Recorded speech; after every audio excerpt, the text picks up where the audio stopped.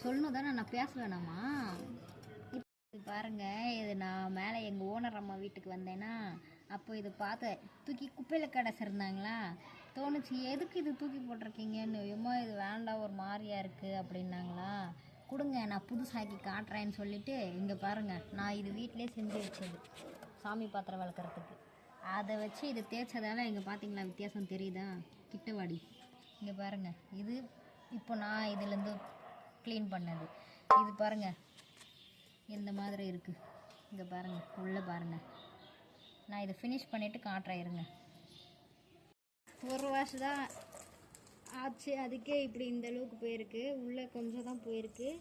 உடனே போயிடுச்சுன்னெல்லாம் நான் சொல்ல மாட்டேன். இது பாருங்கள், இது அதோட மூடி.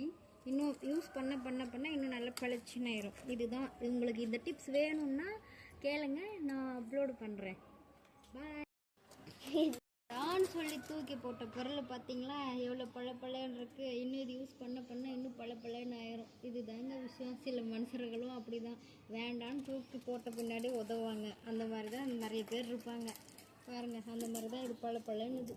ஓகே, தேங்க்யூ ஃபார் வாட்சிங். பாய்.